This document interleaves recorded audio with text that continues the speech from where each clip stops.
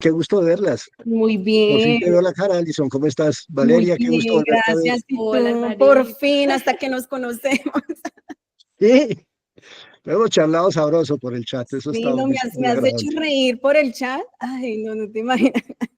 Espérame. Yo tengo problema de verborragia verbal y escrita también, o sea, yo no paro de hecho, yo respiro aire y exhalo palabras, es una vaina re loca, es, es casi una adicción al verbo, es una cosa extraña. Tengo susto. Cindy, ¿qué hay? Ahora sí te saludo con voz, no quería, Magda también, la Steve, ¿qué más? No sé quiénes más están por ahí. No quise meterme a... Donde hubiera hablado, mejor dicho, todavía estábamos ahí. Fue un camello mantener el micrófono apagado porque coincidimos en muchas cosas con Marco, cosas muy especiales. Me encantó porque todo Ah, fluyó, se lo estaban disfrutando. Sí, la verdad, la idea también era que se lo disfrutaran, que tuvieran la sí, oportunidad también de interactuar con ustedes. Esa era la idea. muy rico, muy rica la charla, me pareció genial.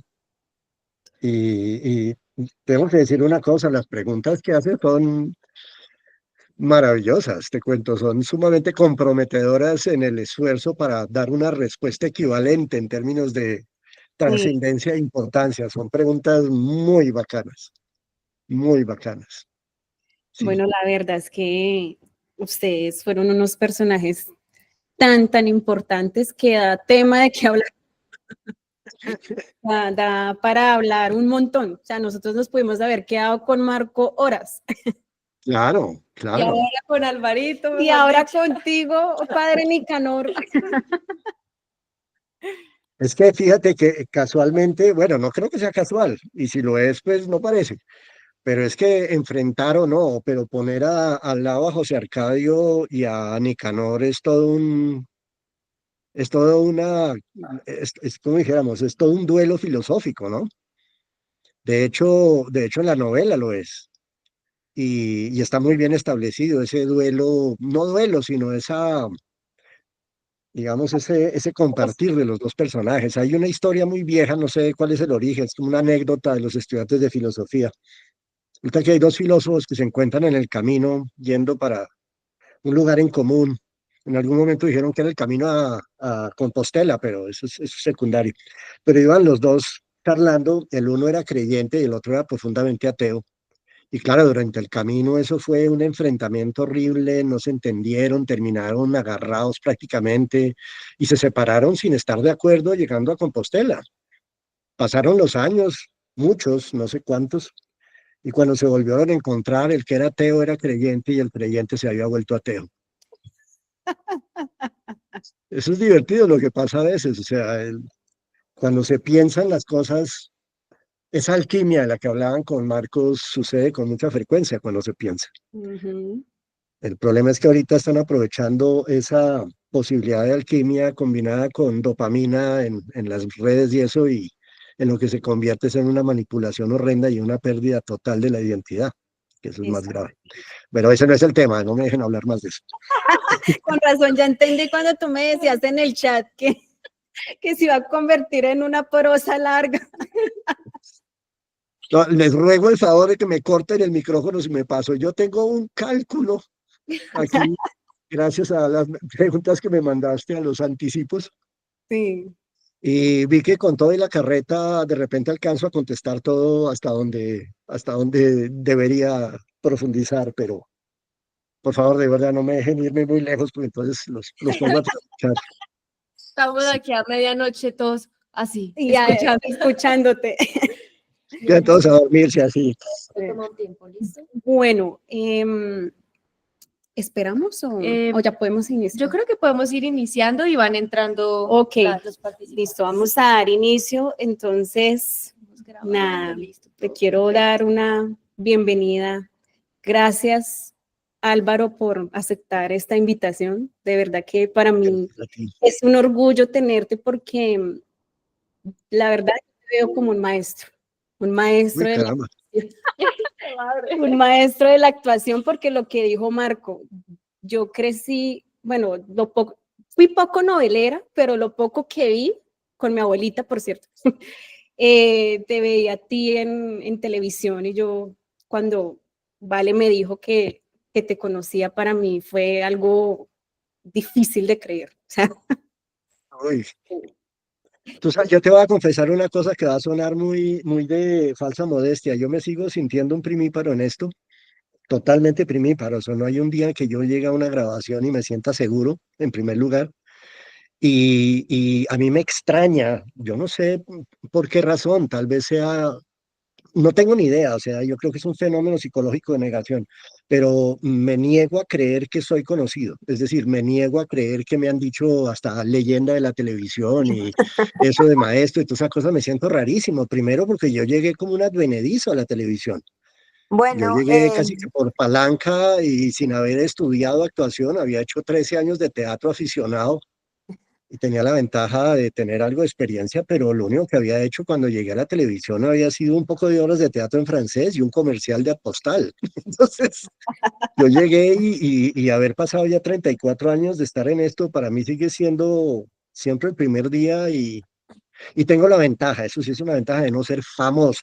Soy conocido, me reconocen, la mayoría de la gente no sabe cómo me llamo, pero no soy famoso y sin ánimo de ofender la fama, me alegro mucho de no serlo. Eso sí lo he dicho. O sea, yo puedo seguir viajando en Transmilenio, me miran como raro este man de dónde lo conozco. Una vez estuve 40 minutos en una cola de Conavi hablando con una señora y me decía, usted lo conozco, yo, ¿de dónde sería? Recorrimos ambos, porque la cola fue larguísima, la vida de cada uno completa. Y era absolutamente imposible que me hubiera encontrado, así fuera en un supermercado en alguna parte, imposible. Y ya al final, cuando ya estaba por llegar a la caja, le dije, ¿no será que usted me vio en televisión? Ay, claro, usted es el de no sé qué. Yo digo que mi nombre artístico es Ese es el de, porque cada vez que me ven me dicen, ay, ese es el de tal cosa, ese es el de tal otra. Entonces yo dije, ese va a ser mi nombre artístico, ese es él. Listo, esa es la anécdota de inicio. ay, no, la verdad que bueno, antemano felicitarte por ese papel espectacular que hiciste en la serie de 100 años de soledad del padre Nicanor. De verdad que la llegada tuya, o bueno, la del padre Nicanor a la serie, le dio un cambio a la historia, ¿no? Le dio un cambio porque Total. dio, o sea, dio como el inicio a otro Macondo. Ya veníamos de ese Macondo, ya libre, bueno, desde su fundación, todo, que no había ningún muerto, estaban empezando los matrimonios y tu llegada ya en el matrimonio de Aureliano, del coronel Aureliano Buendía con Remedios, le dio un giro gigante a la historia también. Bueno, entonces vamos a empezar con la serie de preguntas. Bueno, Álvaro, ¿de qué manera este personaje te ha cambiado o te ha hecho reflexionar tu vida espiritual o moral? Hay que hacer un pequeño antecedente y es que este es más o menos mi número 20 en personajes religiosos entre curas budistas y hasta judíos. Es decir, el más antiguo fue José de Arimatea en María Magdalena, el más moderno, pues hace poquito en otra cosa, pero el más moderno fue un budista en enfermeras. Y pues está el padre Nicanor, fui el exorcista de Flora Martínez en La Bruja. He sido cura bueno, cura malo, cura casado, cura de mentiras, de todo, toda clase de curas y arzobispo más de una vez por lo demás. Entonces, digamos que en términos espirituales, entre otras, tengo antecedentes familiares, un tío arzobispo, un tío bisabuelo arzobispo de Bogotá hace más de 100 años. Mi papá era católico y masón, mi tío era medio budista, tengo primos ateos, parientes católicos, ortodoxos y anglicanos, o sea, he pasado por todas las gamas educativas y leí de todo, yo leí de todo. Además, toda mi vida viví reunido, o sea, rodeado de pensamientos y vivencias religiosas, cosas hasta herejes para la religión católica, como eventos paranormales y fantasmas y lo que quieras. Mi papá, de hecho, por ser masón, estaba excomulgado por una bula papal de Clemente XII, si no estoy mal, por ahí del siglo XVIII, y él respetaba eso siendo profundamente creyente y católico. De hecho, para ser masón se necesita ser católico. Entonces, todo este, digamos, marco teórico para decir que realmente no me afectó en mi vida espiritual. A lo mucho la enriqueció, obviamente, porque es una nueva experiencia y un nuevo personaje con un peso espiritual enorme y en una época particular. Pero digamos que sin ánimo de sentirme pues sobrado del lote, ni mucho menos, yo llegaba a un cierto nivel como de paz en lo espiritual, ¿no? Digamos que de alguna manera he llegado a una parte del proceso espiritual bastante estable donde se perdió la angustia existencial que tenemos todos por saber si hay algo después o no.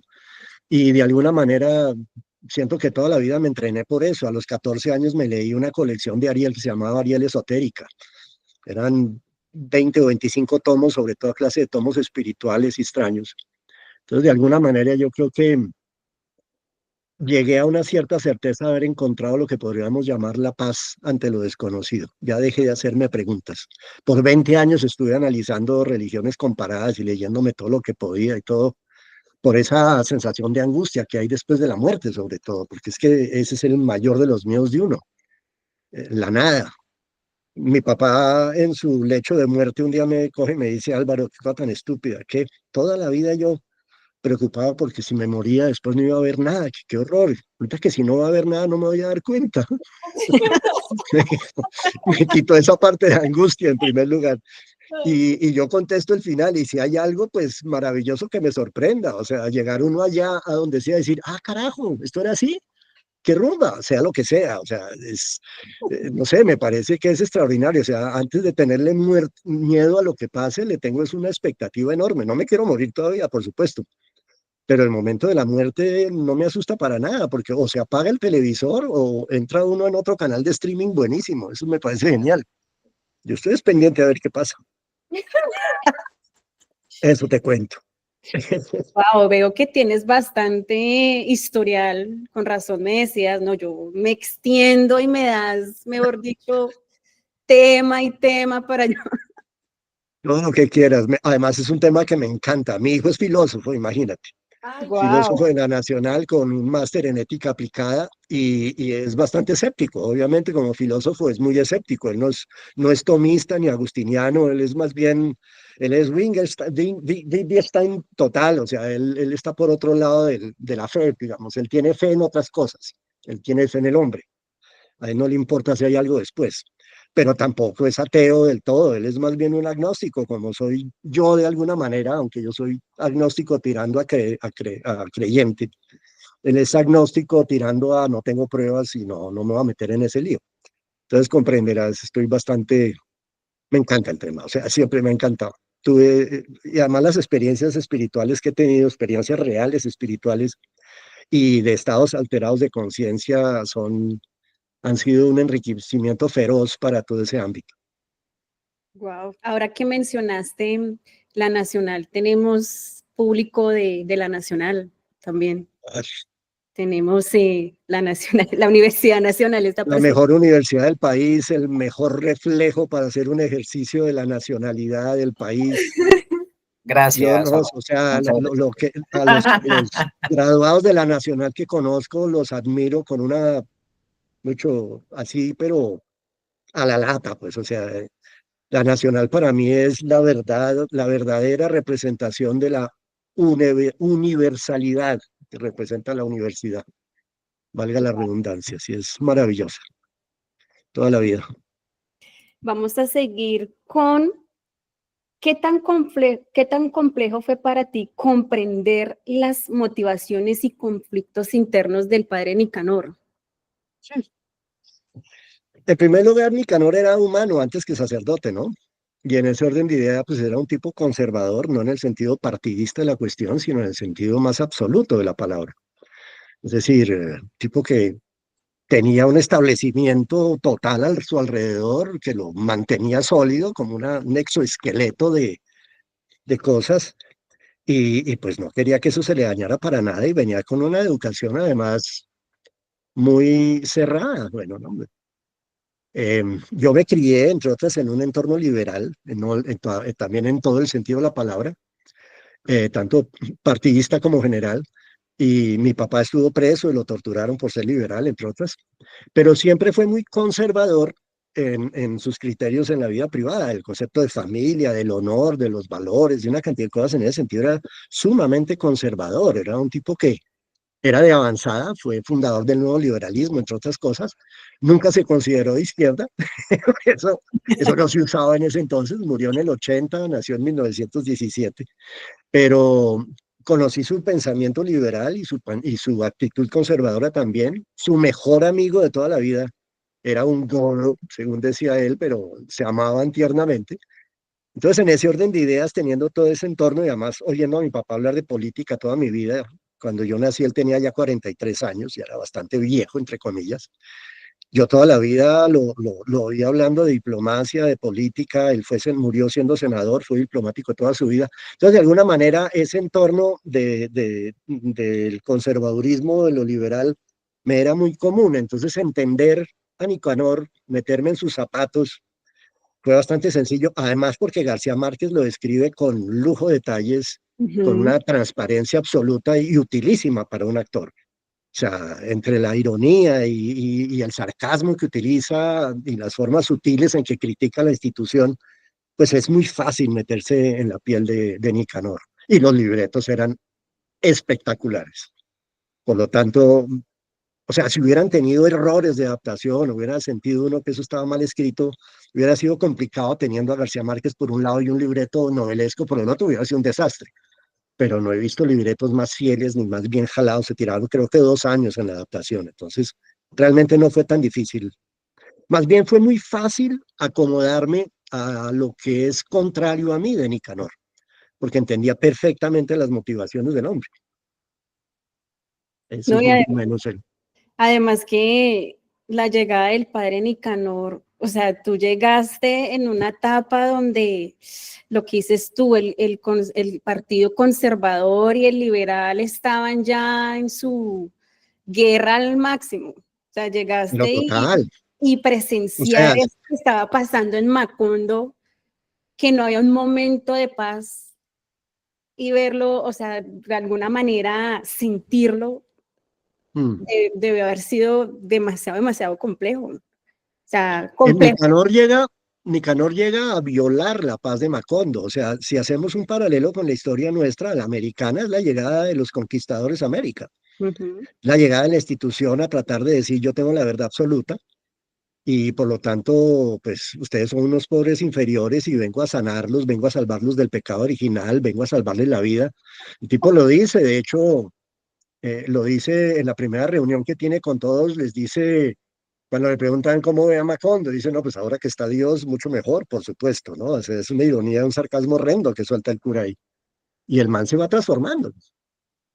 Pero él llega más o menos en ese sentido, y cuando él llega todavía hay paz. Todavía las guerras estúpidas del final del siglo XIX no han llegado hasta allá. O sea, está, pues ya todo lo de Bolívar ha pasado, todo lo de Santander ha pasado, y estamos ya en, yo creo que eso es como lo que llamábamos la patria boba en una época, Ujú. y es una época de inestabilidad espantosa, pero en un pueblo como Macondo, aislado en la mitad de la ciénaga, allá no había llegado nadie hasta que llegué yo, y después cuando llega Apolinar Moscote. Ahí es Eso. cuando la vaina se completa y se vuelve el espejo real del país y se arma el desastre y se daña Macondo, entre comillas, o empieza a sufrir Macondo. Porque hasta ese Justamente, momento, como bien dices, no había ni un muerto. justamente eso te iba a decir, o sea, personajes como el padre Nicanor y Apolinar Moscote marcaron, prácticamente dieron un cambio drástico en Macondo. Y llegar y solo para no ir lejos, Apolinar Moscote y decir, José Arcadio Buendía, bueno, no, Macondo no lo manda nadie. Macondo es libre y no tiene el primer muerto. Y después, bueno, de la llegada a Moscote, que el matrimonio, y ahí sí ya llega el padre Nicanor y como que, hey, ¿cómo así? Claro, llegamos es como conquistadores, como invasores colonialistas a cambiar la naturaleza, la etnia, a cambiar lo que en francés llaman los nuevos, las costumbres. O sea, simplemente venimos a revolucionar la cosa, pero con una arrogancia y un sentido del deber más que el deber del derecho que es absolutamente estúpido. Es exactamente lo mismo que pasó en América y lo mismo que en nuestra historia ha venido pasando en estos 200 años de estupidez, porque no ha sido otra cosa. Perdón que sea como tan directo, pero sí, la verdad es que no hemos hecho sino estupideces, empezando, o no empezando, sino con ese horrible ejercicio del Frente Nacional que fue el asesinato de la democracia por 20 años. Eso fue tenaz. Pero sí, o sea, la metáfora del padre Nicanor y que después llega el gobernador, pues llamémoslo, es clarísima en García Márquez. Bueno, vamos con nuestra siguiente pregunta. Uy, esta me encanta. Ay, ay, ay. Esta me encanta A mí porque también, a mí también. Ya sabes cuál es lo favorito. en los pueblos colombianos muchas veces la fe se mezcla con las costumbres locales y ancestrales, como lo fue en Macondo. ¿Cómo manejaste esa intersección entre la tradición religiosa y las creencias populares? ¿Lo dices como personaje o como actor? Como personaje. Bueno, y también si Vale, quieres darle tu vale, vale. No, en cualquiera de los dos casos es válido, sino que quería saber el énfasis porque es muy claro. Es decir, la parte de las creencias para el caso específico de Nicanor es muy jesuita, es decir, no lo afecta. El jesuita llegó a América con la intención de aprender. Tanto es así que las crónicas de San Bartolomé, de Fray Bartolomé y de otros cronistas jesuitas de la época son sumamente respetuosas de los indígenas y pues de los aborígenes, o sea, ¿cómo se llama? Se me olvidó la palabra, de de los habitantes que estaban en Colombia, o sea, en América cuando llegaron. Hay incluso notas que dicen que los mismos indígenas decían, estos tipos no son tan malos, pero cómo huelen de feo, porque no se bañaban nunca, ¿no? Pero en general eran muy respetuosos hasta que empiezan a llegar los dominicos y la Santa Inquisición, y ahí sí se daña el paseo. ¿Qué le pasa a Nicanor? Nosotros pensábamos de qué comunidad religiosa sería, entonces pensábamos si sería dominico o si estaría más bien por el lado de los jesuitas, si sería un tipo más bien abierto o si sería más bien hermético y súper doctrinario. Y yo creo que estaba como a mitad de camino entre las dos cosas. A él no le molesta tanto la parte de las creencias, él no se mete con eso, él no se mete ni con Catarino, ni con Pilar, y mucho menos lo ves tú ni en la novela ni en ninguna parte mirando raro, ahí sí que ni a los negros ni a los indígenas, que en ese entonces pues eran seres que prácticamente no tenían ni alma, pues hasta cierto Ujú. punto, pues ya en el siglo XIX no tanto, porque ya se había hecho la Declaración de los Derechos, se había acabado la Exacto. esclavitud y toda esa cosa, por lo menos oficialmente. Pero el tipo lo que más lo afecta, lo que es más complejo es la parte política. Eh, lo que te decía yo, o sea, él llega a Macondo, te lo decía hace un rato, como diciendo que no, pues que él trae la verdad revelada y viene a salvarle la vida y resulta que José Arcadio le tumba el andamio. En dos patadas se lo tumba. Y el mismo Nicanor lo pone a tambalear su propio andamio cuando es agredido brutalmente, primero por los godos que le pegan ese cachazo horrendo y lo dejan botado cuando está defendiendo a la homeópata, y después cuando termina otra vez encerrado en la iglesia por culpa de los liberales, por Arcadio. Y lo más curioso, esa ironía de García Márquez la hace explícita, cuando termina justamente sacado de la iglesia, salvado y rescatado por la mismísima Úrsula. Entonces, es todo un cuento, o sea, Úrsula y el padre Nicanor terminan siendo muy amigos, después de que Sí. la primera conversación era, saltaban rayos y centellas entre los vainazos de pasivo-agresivo del cura y la respuesta absolutamente empoderada de esta mujer que ha gestado todo un pueblo casi que sola, porque el marido se la pasa haciendo locuras de alquimia y yendo a buscar el mar y haciendo de todo, y ella se encarga de montar un pueblo como si fuera una familia, y termina haciéndolo todo el tiempo. Entonces, son los dos grandes enfrentados y terminamos siendo muy amigos, ¿no? Él no se enfrenta con lo popular, para nada, ¿no? Lo único que siente es el derecho de limpiar el pueblo de blasfemias y de pecados y de impiedades y salvarnos a todos a punta de sacramentos, pero la verdad es que pero eso le viene es por formación y por doctrina, porque el tipo de hecho es muy honesto en sus intenciones. O sea, siempre hemos tenido la idea, y yo la tuve por muchos años, e incluso todavía la siento en algunos hechos específicos, pero la verdad es que los grandes errores de la humanidad se han hecho con las mejores intenciones. Los villanos que se hacen bien en cine o los villanos que se representan bien son villanos que no saben que son villanos. Son villanos que creen que están haciendo el bien con las horrores, con las cosas que hacen. Ese es un verdadero villano, el que no es consciente de que es malvado. El que es malvado, eso es telenovelesco, eso es otra cosa. El malo que dice, me voy a vengar y voy a acabar con el noviazgo y si no es con ella, no es con nadie. Entonces, ese estilo de cosas en la vida real ocurren, pero no son malvados que se ríen de la maldad, no son malvados que están convencidos de que están haciendo lo correcto, ¿no? Eso le ha pasado a la iglesia tradicionalmente. Francisco I ahorita está enfrentado en una lucha horrible tratando de romper todos esos esquemas justamente, porque se está abriendo muchísimo a todo eso, ¿no? A mí lo que me preocupa más que el enfrentamiento de culturas, porque generalmente las culturas, la parte cultural, termina siendo, como es como tan visceral y tan natural, terminan uniéndose como pasa en la naturaleza, o sea, terminan combinando, no sé, con una sinergia y en una simbiosis o algún tipo de combinación donde nadie se agrede. Pero cuando metes tu política y religión en los pueblos, ahí se arma un desastre, y más si la religión o la parte espiritual toma partido. Nicanor comete ese error, pero finalmente termina pagándolo, lo reconoce y como que se retrae un poquito y empieza a respetar que él es apenas un advenedizo ahí metido en Macondo. Pero mira que tú mencionaste algo importante y es el tema de la política y la religión. Y si nos vamos a la actualidad, son temas todavía que causan mucha controversia. O sea, en la sociedad, en las familias, son temas que de alguna otra forma terminan hasta separando familias por creencias políticas, por religiones, por pensamientos, digamos, de alguna otra forma diferentes. Y eso también se ve mucho en la serie. También. Claro, no, pues eso es fundamental en la serie. Fíjate lo que hace Aureliano, el coronel, cuando le va a decir justamente cuando le va a decir a Apolinar que lo llame coronel. Él llega allá después de haberse visto con los rebeldes, llamémoslos, con los revolucionarios, y Apolinar le pide prácticamente que los denuncie. Y él le dice, y Aureliano le separa muy bien la cosa, le dice, una cosa es una vaina y la otra es que se meta con los míos.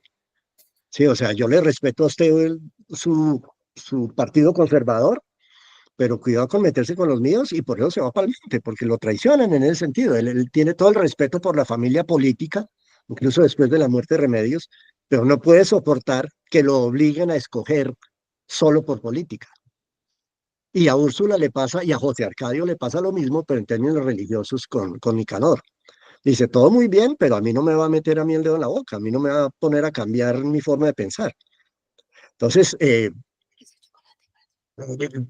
sí, el problema es ese. Esto es una confesión familiar. Hay una cosa curiosa. En el pasado, en mi casa, las tertulias de los sábados de toda la familia, y estoy hablando de cuando yo tenía 13, 14 años, estoy hablando del año 70 y algo. No existían redes, difícilmente había televisión y no era en color siquiera. En ese entonces se podía hablar en una mesa de política. ¿Por qué? Porque había pocas fuentes de información, pero eran bastante veraces o suficientemente respetuosas de la otra parte para poder discutir. Obviamente que falsas noticias y manipulación de la información ha habido toda la vida, no sino leerse Nexus de Harari, que de una vez se lo recomiendo, qué libro tan espectacular. Bueno, voy a El anotar último eso de Harari es... Ahora, para a Harari hay que leerse los 4 libros que han sido famosos. Yo me los he devorado como 18 veces porque me encanta la historia y la macrohistoria que escribió este man, es fenomenal. Pero Nexus es una revelación, es como que le quiten uno la venda, es como tomarse la pepa de Matrix, es decir, es salir a la realidad con un dolor horrible y al mismo tiempo con una risa extraordinaria, porque uno dice, es que cómo somos de imbéciles, toda la vida hemos sido iguales, desde que éramos 150.000 pendejos en este globo, hemos sido estúpidos toda la vida, o sea, cada vez que pasa de 150 personas el grupo se desbarata y se empiezan a matar entre todos y pasa de toda clase de estupideces. Acabo de leer sobre un ejercicio que hicieron, un experimento que hicieron con ratones, que es aterrador, no se los voy a contar porque es largo, pero es un ejercicio para emular o simular más bien las comunidades humanas y es aterrador porque terminan matándose todos. Es así de sencillo. Y nuestra evolución como ser humano ha sido igualita y estamos en la etapa pues de la preextinción, digo yo, o de la pre-autodestrucción, que no es lo mismo, pero muy parecido. El cuento es que en ese entonces, para volver al tema, ya ven cómo me desvío, en ese entonces se podía hablar con cierto respeto de las ideas contrarias porque había como referentes que eran fáciles de identificar.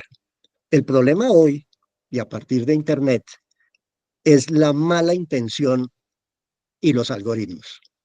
Es decir, se han aprovechado de unos medios que hubieran podido volvernos seres perfectamente amables, pacíficos y colaboradores solidarios y demás, teniendo acceso a toda la información que tú quieras, y resultamos siendo los más polarizados y más agresivos, lo más agresivo que hemos sido en la historia.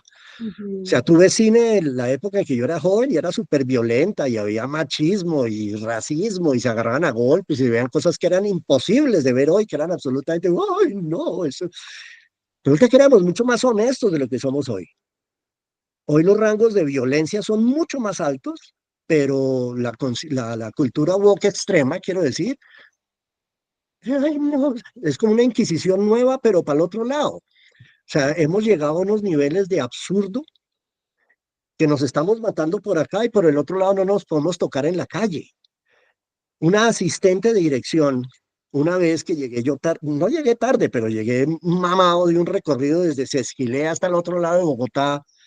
Obviamente no me dieron transporte, me tocó coger flota, Transmilenio, alimentador y caminar 25 cuadras para llegar a tiempo a la locación desde Sesquilé. Me tiré 2 horas y media para llegar. Aparte que era un barrio donde no tenía ni idea, no había numeración, yo no sé cómo diablos llegué allá. Y cuando llegué allá, simplemente le hice así y mantuve la mano y le dije, no te imaginas el horror que fue llegar acá.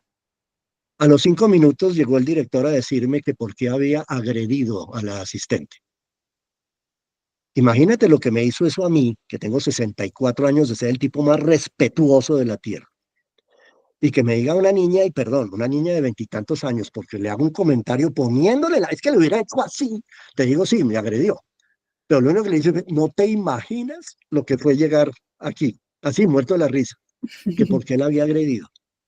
Eso es ridículo, perdóname, pero eso es ridículo. Entonces, hemos llegado a ese nivel. Internet y las redes hoy en día y los algoritmos, que son lo más criminal de la Tierra, no han hecho sino complicarnos la vida. No tenemos facilidad ahorita para coordinar porque cada uno tiene un hilo de información que le ha metido exclusivamente y excluyentemente los algoritmos. Entonces, no conoce todo el ámbito. Y en términos de las separaciones de las familias, yo fui uribista. Los primeros 4 años fui uribista. Y me agarré con mi hermana mayor y con amigos del colegio, la cantidad de gente que eran progresistas durante 4 años. Y a los 4 años empecé a hacer lo contrario o antiuribista y me empecé a agarrar con la otra mitad de la familia. Y perdí el contacto con mi sobrina, mi ahijada, totalmente, porque ella no solamente es uribista, ya llegó a unos puntos a unos niveles de prefascismo absolutamente aterradores. Entonces, me duele en el alma. Yo le digo, yo jamás dejaré de ser tu tío, tu padrino y te quiero mucho, pero no podemos hablar, punto. Nos vemos en los cumpleaños, porque es que es imposible. Entonces, fíjate tú los niveles de absurdo y de polarización en que hemos llegado es porque no tenemos acceso a suficiente información, a pesar de toda la que hay, para equilibrar las cosas. Mira Exactamente. cómo me alargué. Uy, qué pena.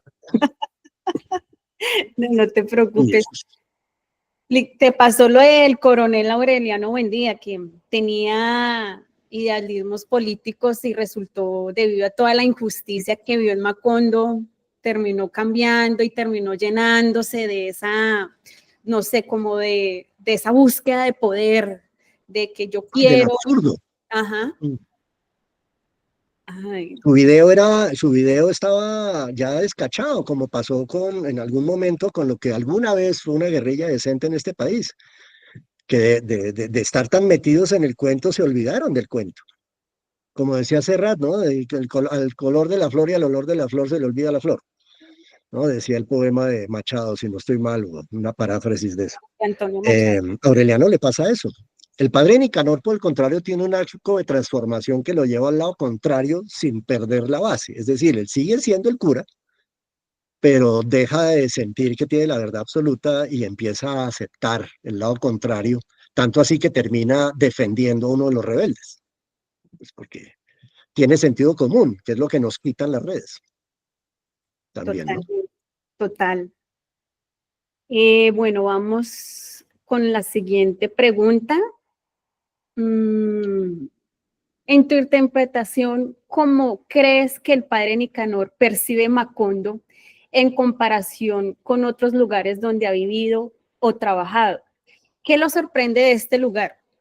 ¿Qué le sorprende al padre Nicanor la llegada a Macondo? ¿Qué es lo que le llamó la atención para quedarse?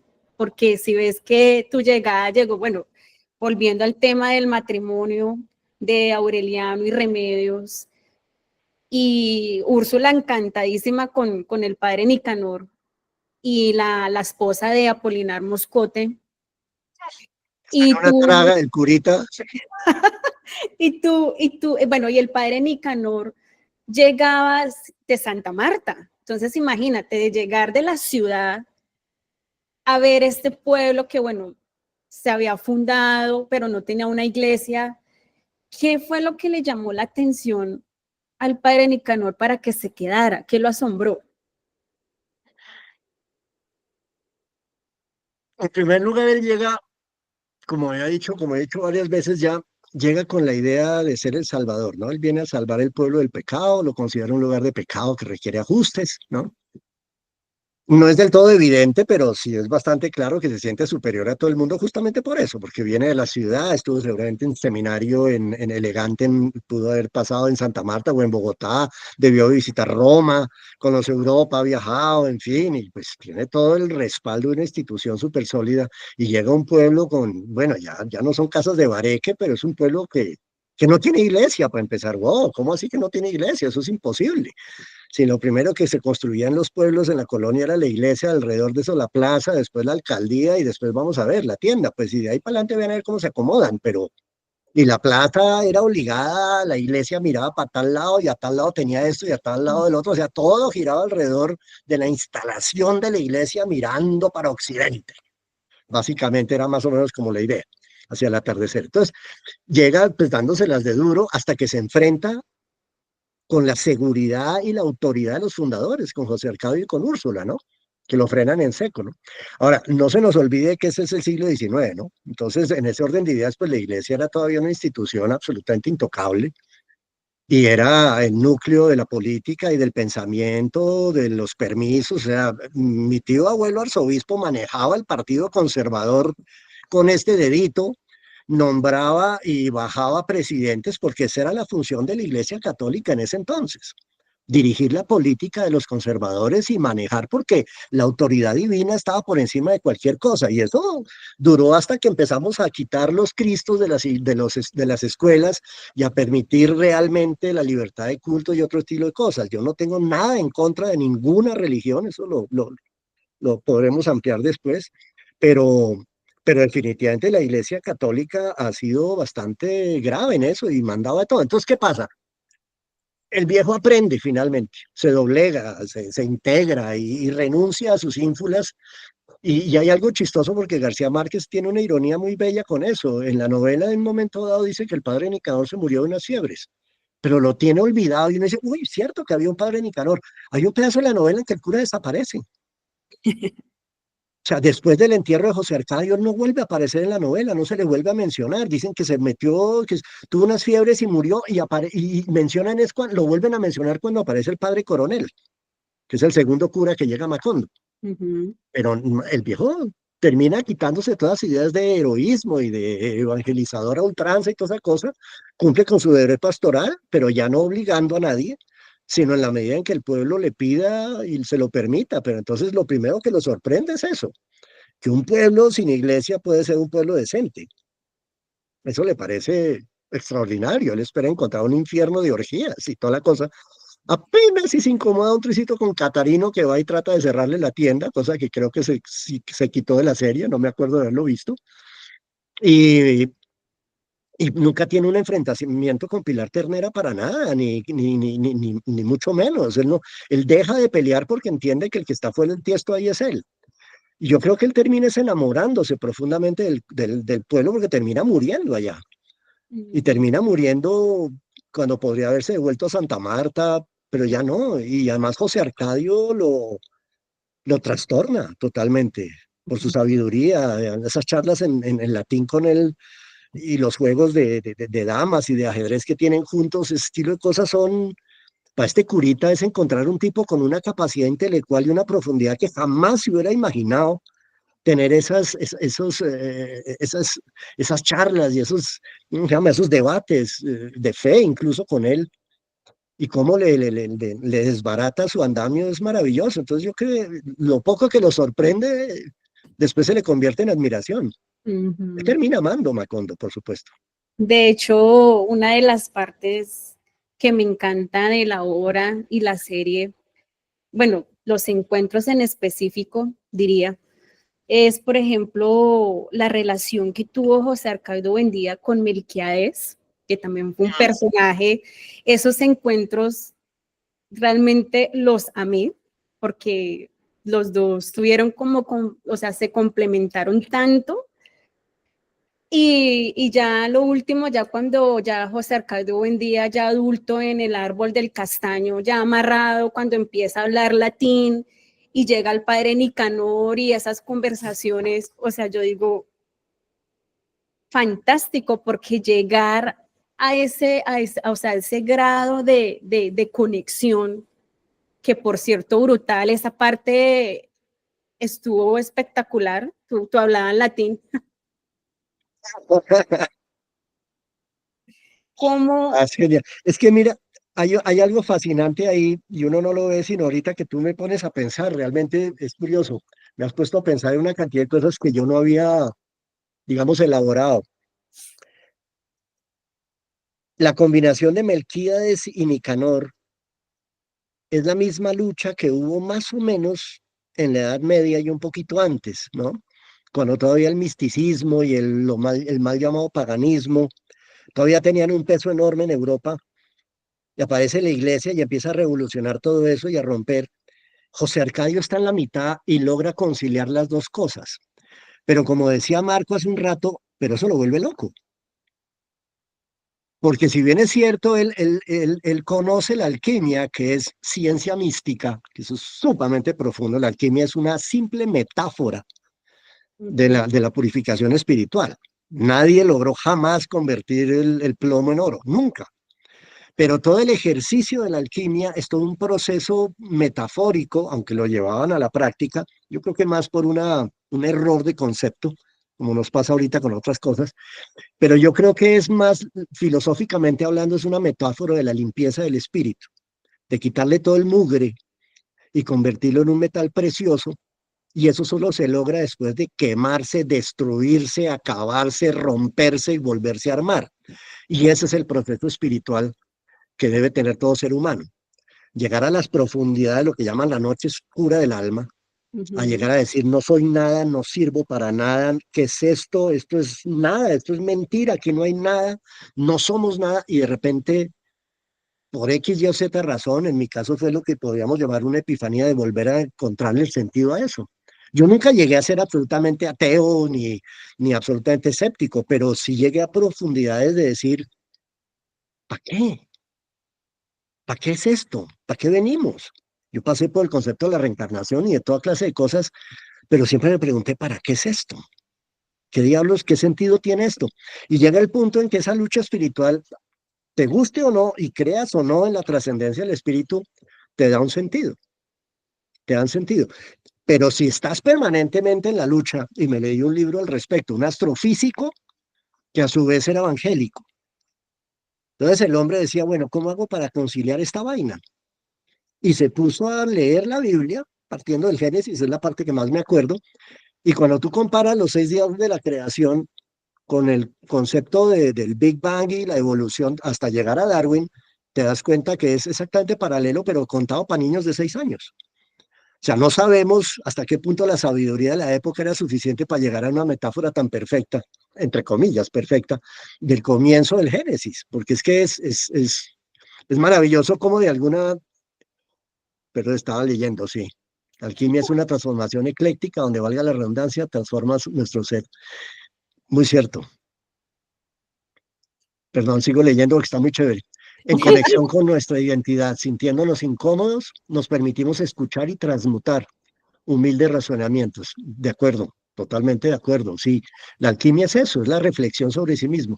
Pero Ujú. entonces, a José Arcadio eso le queda muy difícil y a la mayoría de los humanos nos queda muy difícil conciliar las dos cosas. Hay una ciencia absolutamente racional con un método científico que no nos permite la fe. ¿Por qué? Porque la fe es creer en algo sin tener ninguna constancia. Pues muy mal, muy reducido, ¿no? Yo lo asocio más con la esperanza que con eso, pero de alguna manera para la ciencia la fe no es posible ni aceptable. O sea, yo no puedo tener fe en que hay un décimo planeta. Tengo que esperar evidencias y ya lo encontraron. Eh, eh, Acaban de descubrir que efectivamente parece ser que hay una vaina en la porra, un monstruo que no saben cómo es, como gaseoso, gigantesco, en una elíptica completamente diferente al resto, pero por allá está. Y se ve que es evidente porque mueve cosas por la gravedad y cosas de esas. Pero conciliar eso se necesita un valor muy grande y una lucha interna muy grande. Y José Arcadio se enloquece en ese proceso, pero finalmente lo logra, tanto que queda en absoluto silencio, amarrado a su árbol, porque ¿para qué más? Sí, la verdad que ese desenlace de José Arcadio, pienso que nos marcó, bueno, a muchos, no solo a la propia Úrsula, sino a todos. El, Todos. el fundador de Macondo, hasta dónde lo llevó, digamos, su parte de, no obsesión, sino más bien como ese descuido de su ser. Lo que hablaba Marco, esa locura por crear, esa locura por ser, por vivir, por producir, por ser, por manifestarse, digamos, Y ¿no? Por manifestarse. mira que ese es el mensaje de la nueva era, de antes de, Total. de la nueva tierra, antes de tú poner en práctica algo. Eso es como decir, mira tu interior antes de mirar lo externo, antes de Claro. mirar el exterior. O sea, como que Fíjate cuida. que Bueno, te metes en un ámbito que voy a esperar, pero sí, es que el budismo se dedica a eso, a mirar para adentro, por ejemplo. Y esa es la parte del budismo que me encanta. Sobre todo cuando oigas algo al respecto que probablemente diga más adelante, pero eh, conócete a ti mismo, lo han dicho todos. Y en la Biblia y en el Nuevo Testamento dice, ¿no? No mires la paja en el ojo ajeno si no has visto la viga que tienes en el propio. Y es siempre el mismo concepto, uno no tiene derechos hacia afuera hasta que no se conoce bien por dentro. Es decir, si yo me pongo a pensar en las cosas por las que discutí hace 30 años y quedaba por sentada y por las que me emberracaba y perdón, y levantaba la voz y manoteaba y toda esa cosa comparado con lo que pienso hoy a los 64, te cuento que la evolución es enorme y hay cosas de las que honestamente me arrepiento, no de haber pensado, sino de las reacciones que tuve por haber creído a pie juntillas en algo que después simplemente me di cuenta que no valía la pena insistir. No es que no fueran ciertas, sino que era innecesario discutirlo. Es lo que te digo ahorita, ¿no? Lo que te dije hace un rato, el hecho de haber perdido esa inquietud por saber y más bien tener la expectativa agradable de llegar a averiguar, pero cuando toque, no antes, ¿para qué antes?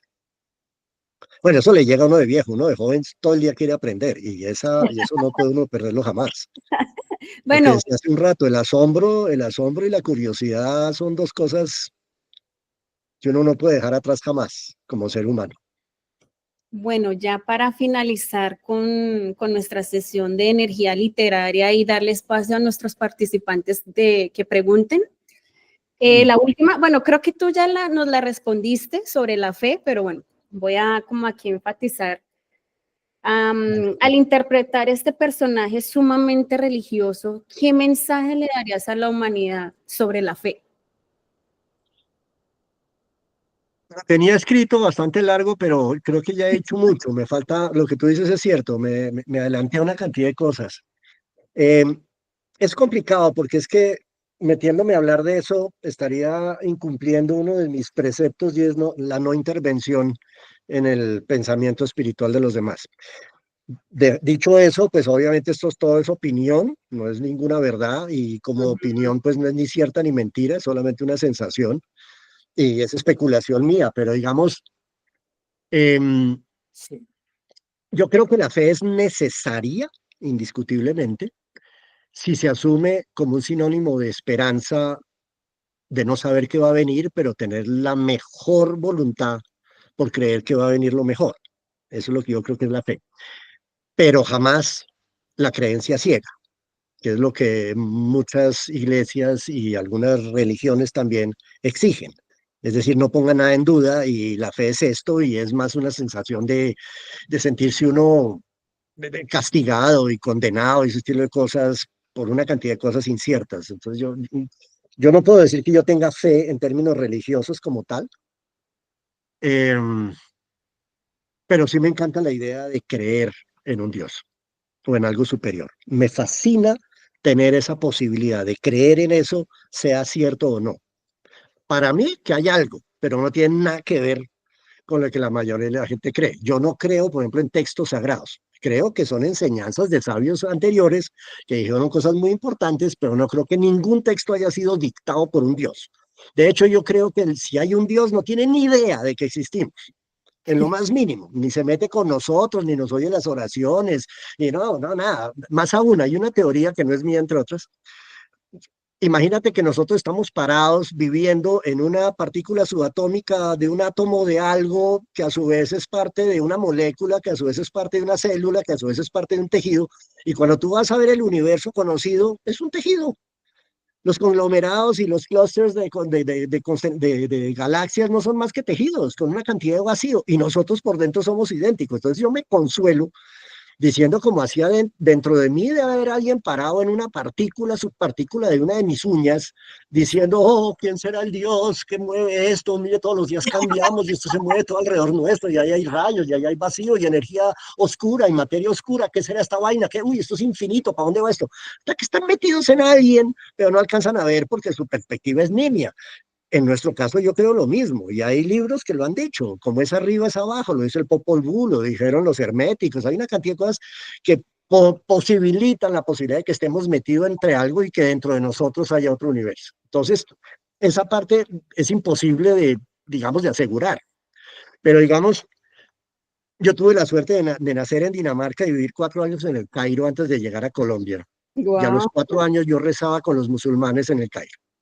Mi mamá me ponía a rezar, muéstrale cómo rezas como los musulmanes. Yo le decía, mamá, no es la hora. Y yo tenía 4 años. Y yo rezaba las 5 veces del día, ponía mi tapetico mirando la Meca y hablaba árabe y rezaba con los criados, se llamaban, con el servicio doméstico, que eran solo hombres que trabajaban en la Embajada de Colombia, donde yo estaba viviendo. Yo fui musulmán hasta los 5 años, pero con un hogar católico y al mismo tiempo un tío budista y una cantidad de locuras, como te digo. Entonces, mi sensación de la fe es que es necesaria, pero en lo que uno crea no hay absolutamente nada que pueda garantizar que lo que uno cree sea cierto. Y eso es parte de la maravilla de la fe, es no saber.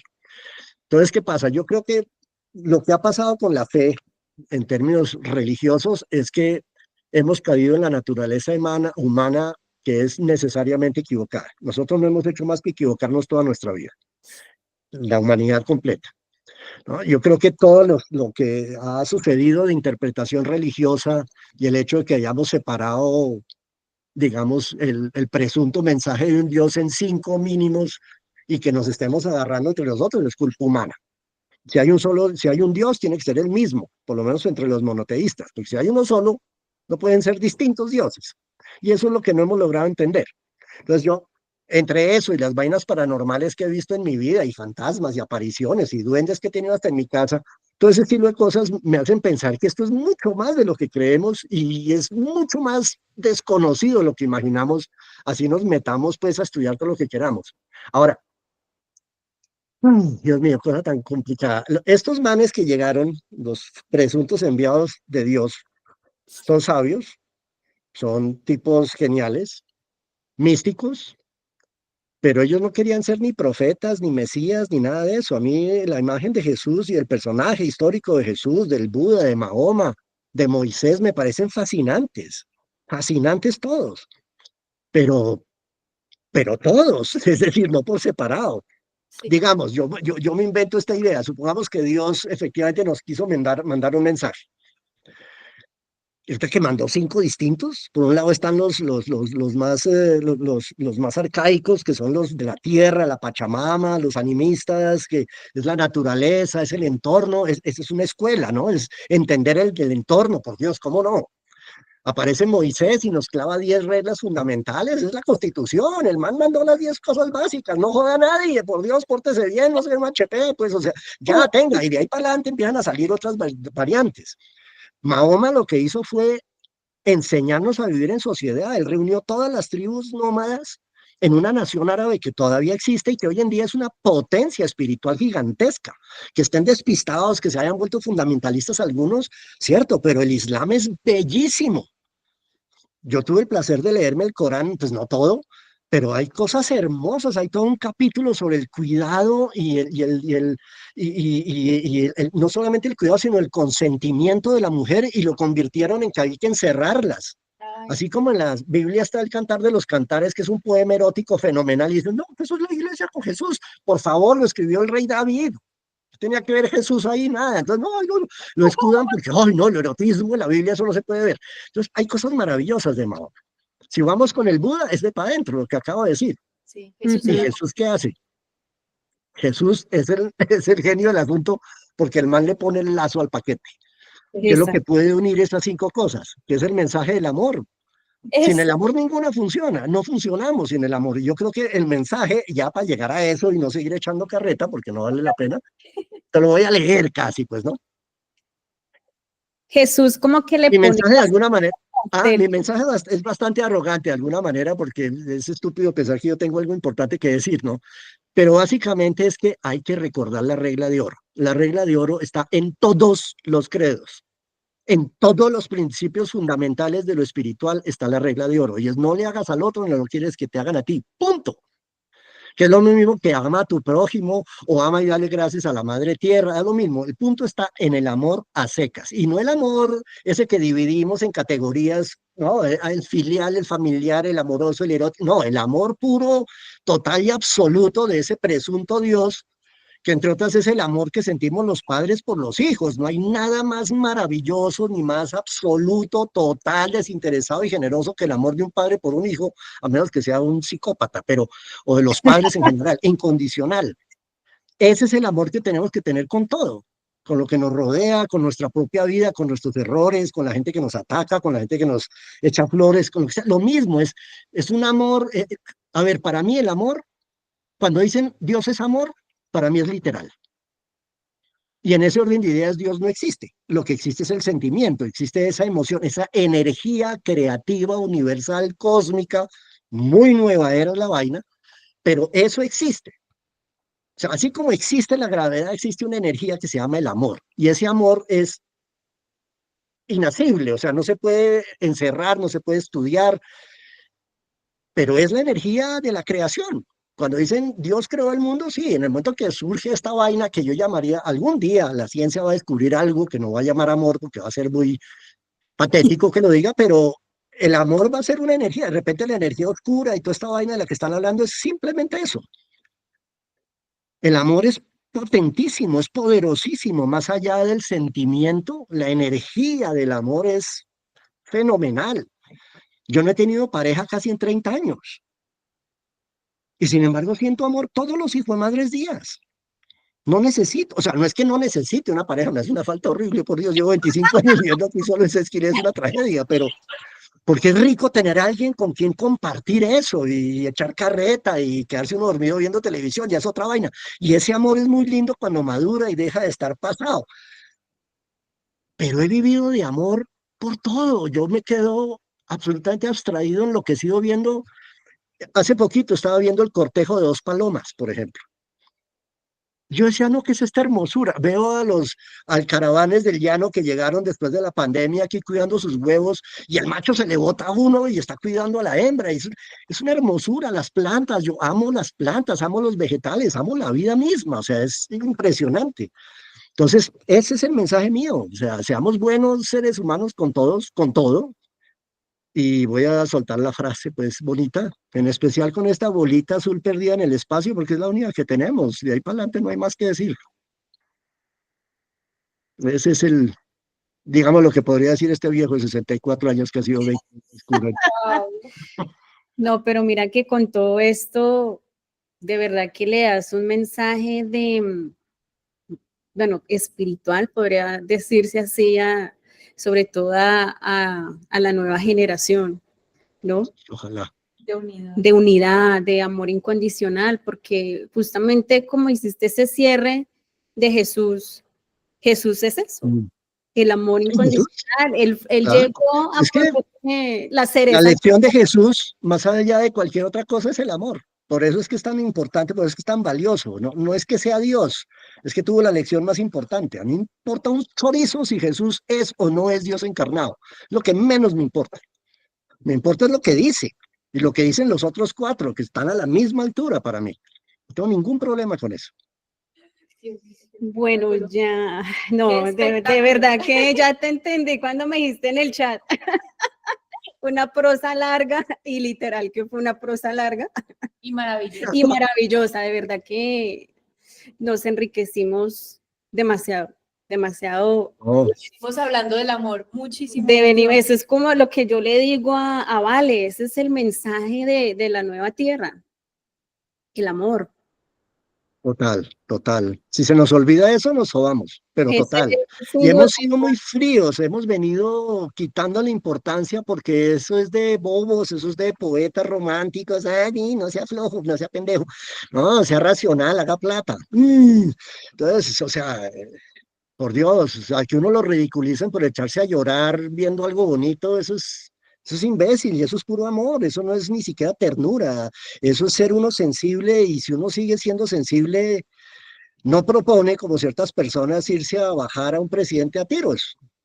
Y perdón que sea tan directo, ¿no? Sí, Es sí, sí. que la racionalidad y el concepto de que lo espiritual y esto son pendejadas, hay que ver lo que dicen algunos sobre eso, o sea, es miserable, o sea, asocian además lo espiritual con el arte, y fíjate que el libro de Kandinsky dice eso, de lo espiritual en el arte, es el libro de Vasily Kandinsky, que es famosísimo, importantísimo de leer. Eh, el arte es una manifestación del espíritu, en todos sus esplendores, en todas sus manifestaciones, es el espíritu el que habla a través de eso. Y entre otras, no es para vagos y sí es productivo y sí es constructivo, que es lo que no dicen muchos. Dicen, ay, no, es una vaina para vagos, eso no produce nada, eso no aumenta el PIB. Y fue, pucha, ¿cómo que no lo aumenta? Si uno produce mejor después de oír una buena música, si vamos al sentido estrictamente pragmático de la cuestión. Uno está mucho mejor si ve un paisaje o si le toma una foto a un atardecer hermoso y lo disfruta, por Dios, uno es mejor persona con el arte. Quítanos el arte y no nos queda nada, ni siquiera de lo que estamos hablando queda, porque ¿dónde está García Márquez si no hay arte? Sí, sí. Total. ¿Dónde está la Capilla Sixtina si no hay arte? ¿Dónde está la iconografía religiosa? ¿Dónde está mejor dicho, la historia de la humanidad está en arte? Sí. Desde las manos en las cuevas de Lascaux hasta hoy, hasta lo que hace este señor, ¿cómo es que se llama? Este man de Instagram, que es un japonés, Yaku, no sé qué jodas, que hace unas vainas en la inteligencia artificial escalofriantemente maravillosas. Ese tipo y es lo más moderno que hay. Maneja todas los Dalís y todos los generadores de video por inteligencia artificial, pero el man crea todos los principios y organiza esa vaina y lo que hace es utilizar un mecanismo que en el pasado era la ceniza salpicada en la mano para que quedara marcada en la pared, ahora es un computador, pero sigue siendo arte. Mi hijo es músico. Sí. Tengo tíos pintores, yo escribo novelas cuando me da la gana, a veces pues escribo. Pero sin arte uno no es nadie. Yo en los momentos más crueles de mi vida, los momentos más horrendos, más perdidos y más quebrados en esta carrera, que son muy frecuentes, lo único que me salvó fue tener la capacidad de crear, de imaginar que iba a poder escribir algo, de imaginar que iba a ser una película. Eso me mantuvo vivo así no vendiera nada. Donde yo no hubiera tenido la posibilidad de escribir cuentos y boberías, yo me hubiera suicidado a los 28. Así de sencillo. Wow. Bueno, Yo creo que va a tocar que nos dejes una lista de los libros para debatir aquí en el Club de Lectura de Energía Sí, Literaria, porque siempre bienvenido. de verdad que yo como que te voy a agregar al grupo. Si Te quieres. voy a dar 4 libros de una vez para que tengan ahí toda la colección de Harari hasta la fecha, o sea, desde Sapiens hasta Nexus, que son 4. La inteligencia emocional de Daniel Goleman, el primero, Sí, es así. combinado con El hombre en busca de sentido de Viktor Frankl, y por el otro lado, El arte de amar de Eric Fromm. Sí, sí. Con todo eso fue que escribí mi tesis, mi trabajo de grado como maestro en arte dramático. Y eso me cambió la vida, la combinación de esos libritos. Me inventé un personaje que se llama el Homo Urbanus Infra Retrosapiens, o Ciudadano de Hora Pico. Y a partir de una sátira horrible terminé haciendo un ensayo buenísimo sobre la tragedia del ser humano actual, del contemporáneo, que somos como hormigas malvadas, no somos capaces de vivir solos, nos encanta empujarnos, salimos con el trasteo y el trancón y volvemos igual. En fin, no me metas ahí porque eso son otras 2 horas. Pero esos libritos son una buena base para arrancar. De ahí para adelante, pues, hay más, pero otro día. Acuerdos. Bueno, para acá me dicen que los 4 acuerdos. Ah, bueno, es que hay muchas cosas. Pues si uno se pone a leer, uy, no, pues Una ya cantidad. no te muestro porque pues tengo pocos libros de mis papás y demás, pero digamos la colección mía está, o sea, lo que ha sido mío pasó de Stephen King y Anne Rice, de vampiros y terror, que los amo. Pasó a toda clase de libros sobre religión y desarrollo espiritual y los evangelios apócrifos y todas las vainas de las conspiraciones, los libros base para el Código Da Vinci, toda esa vaina me las he leído. Y en mis épocas de dudas leía todas esas cosas.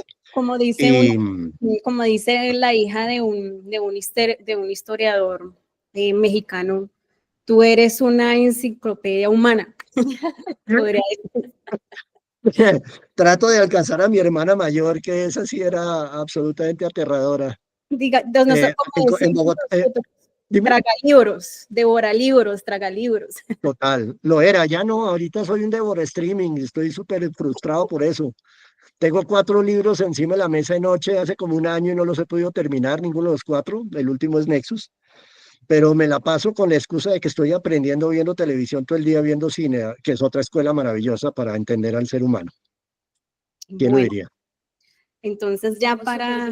Porque el Zoom como que se limita. ¿Oh, sí? Ah, ok. Por ser de empresa. Bueno, entonces, ¿te parece si empezamos con nuestra ronda de preguntas con los Claro, participantes? Bueno, aquí vale. tenemos a Larry Steve López, que tiene una pregunta para ti. Hola, Hola. Álvaro.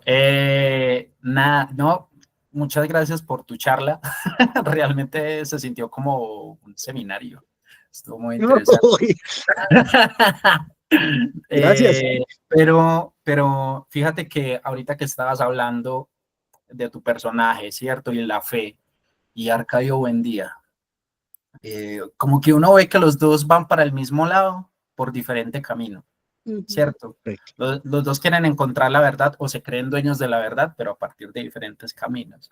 Y bueno, hay una parte del libro, también de la serie, donde hay esa confrontación y hay, digamos que esta charla estimulante entre los dos, que uno no lo puede ver como pues como una batalla, sino como una conversación casi que entre pares. Entonces, yo quería preguntarte a ti, Álvaro, si hay algo o alguien que sea como esa contraparte estimulante que te invite a la reflexión.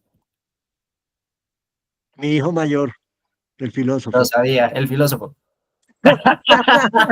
Genial. En realidad mis 2 hijos, porque es que el menor, que es músico, es mucho más esotérico, pues es artista y es más esotérico en el pensamiento.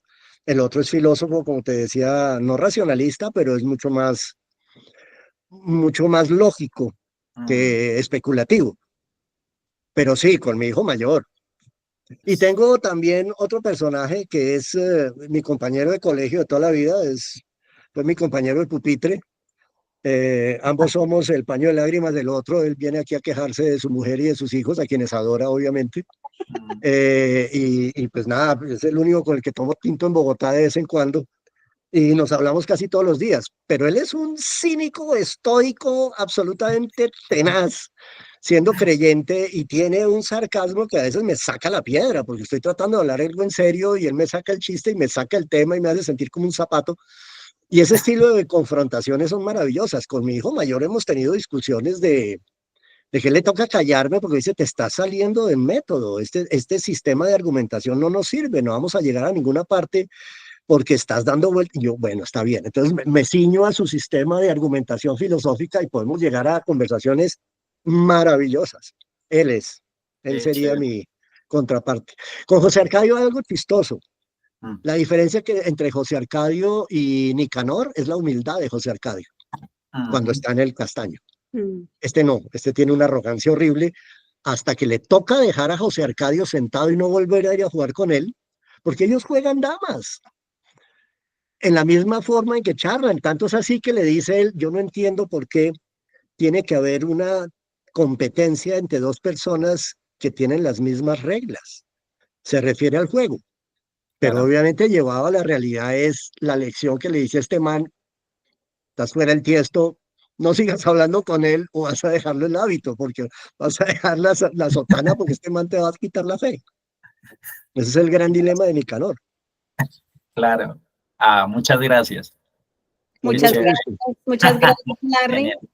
Bueno, seguimos con, bueno, vamos a revisar el chat. Por aquí, Mavi Duque nos dice, Álvaro, un gusto saludarte. ¿En qué parte de la Gracias. historia te hubiera gustado nacer? Uy, para empezar, en muchas. Uy, complicadísimo. Porque es que si uno echa para atrás es una jartera irse para el pasado. O sea, si pudiera viajar, ¿dónde me hubiera gustado nacer? Ay, ¿En qué parte de la historia? ¿En qué yo creo parte? que en el Renacimiento tal vez, pero del lado de Leonardo, no de la Inquisición. Sí, esa sería una época bonita. Claro que es que cuando uno mira la historia desde ahora, tiene un concepto muy romántico de cada época. Otra cosa que me hubiera encantado conocer, pero es que involucrarse es un peligro, porque o era uno de la nobleza o era un siervo muerto de hambre. Entonces, complicado decidir, pero Egipto, el antiguo Egipto, me hubiera encantado. Grecia, uy, complicadísimo. Pero básicamente, si me lo preguntas, realmente me hubiera encantado estar en Jerusalén por allá en el año 30. A ver quién es ese personaje que crucificaron. Eso hubiera sido una época maravillosa. De hecho, una vez me soñé que estaba en el estrado donde están escogiendo entre Barrabás y Jesús. Yo estaba parado detrás Wow.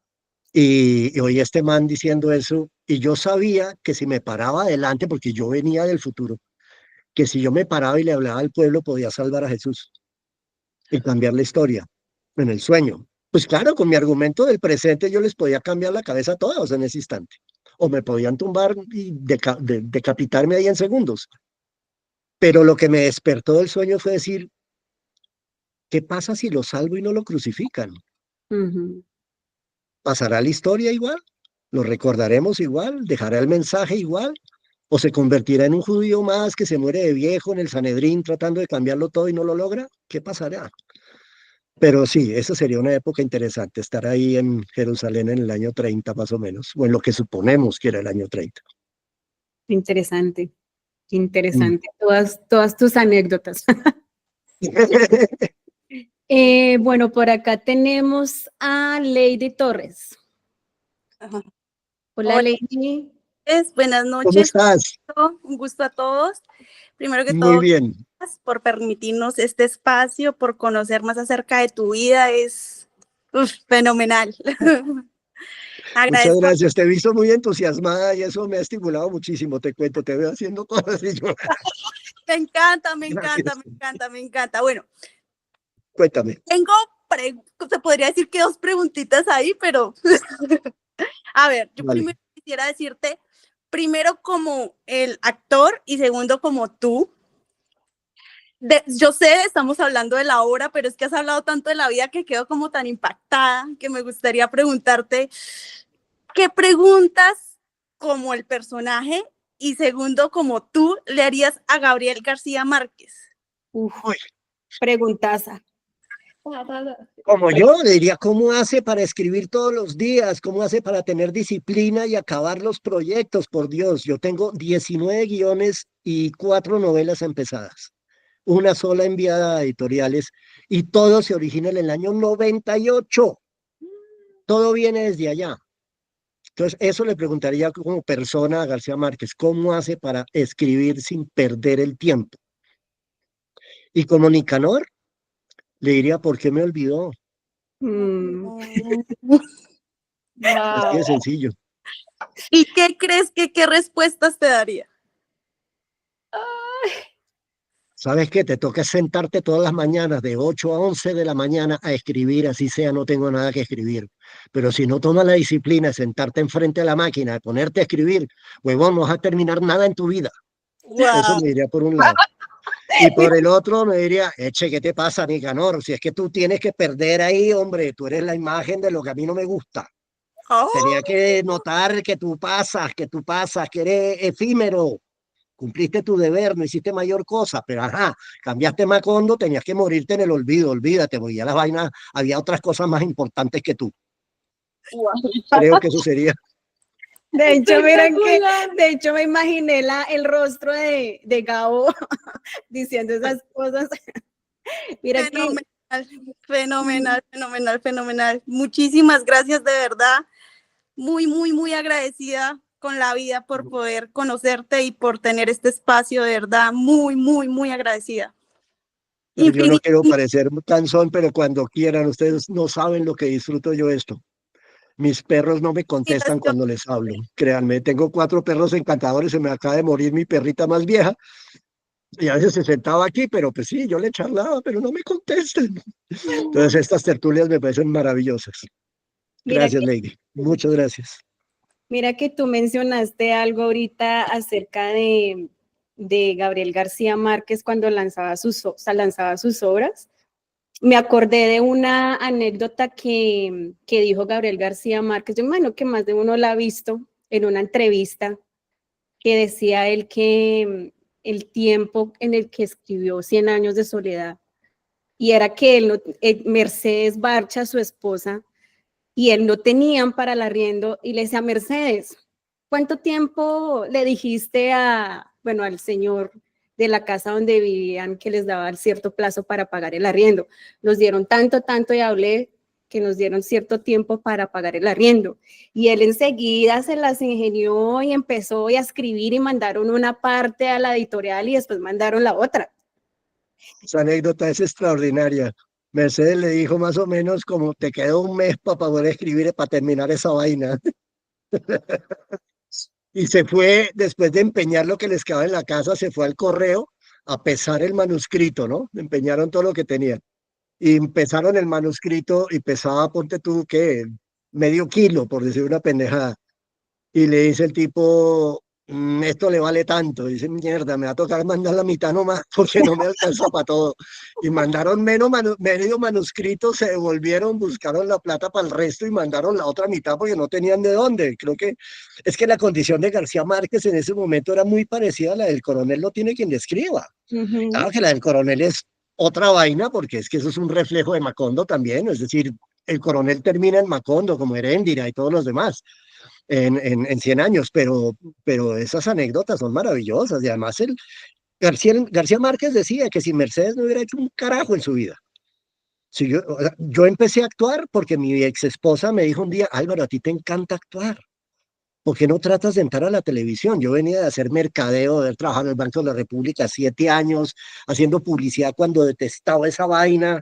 Me parecía, y me sigue pareciendo un crimen de lesa humanidad la publicidad y el mercadeo, a pesar de que di clases.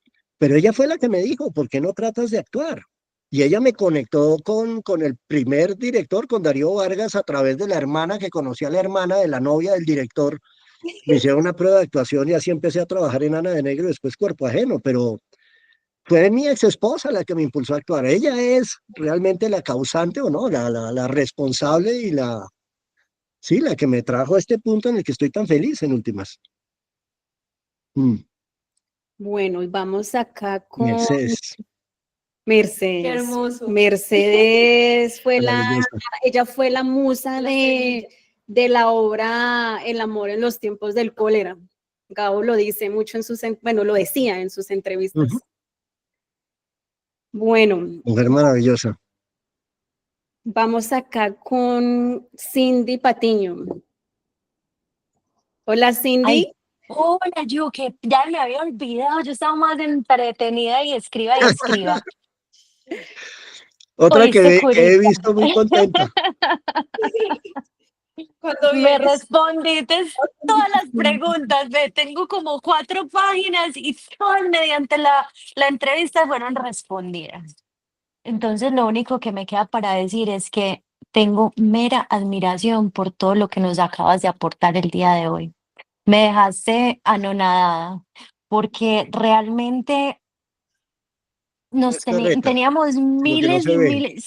miles y miles de preguntas que teníamos, pero más allá de eso, yo quería como llegar a una profundidad donde yo creo que todos nos unimos en esta pregunta chiquitica, y es, ¿qué quería Gabriel García Márquez? Nos quería revolcar, nos quería revolucionar, ¿qué era lo que realmente él quería con este escrito? Porque yo siento, bajo mi humilde razonamiento, que él sabía que esta obra iba a ser explícita para esta época, para esta nueva tierra que estamos actualmente, para este apocalipsis, como cuando llegó el Jesús de Nazaret y dio su marquita. Este man vino y dejó su granito de arena con esta obra donde llegó y ¡pum!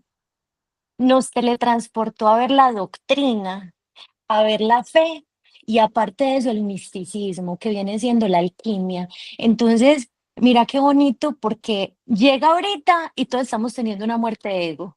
Todos nos estamos enfermando, todos nos estamos separando de nuestras familias, estamos colocando límites saludables, que es lo que llamamos, pero realmente estamos desconectando en el silencio con nosotros, a ver qué es lo que queremos hacer. Entonces, ¿vos qué crees que era lo que él nos quería plasmar con este mensaje? No Bajo el podría decirlo misticismo. con certeza, voy a especular totalmente y especulo desde mi propio punto de vista. Cuando uno escribe una novela, yo estoy escribiendo una saga de 4 novelas sobre vampiros, donde los vampiros son absolutamente pretextuales, es decir, son puros pretextos.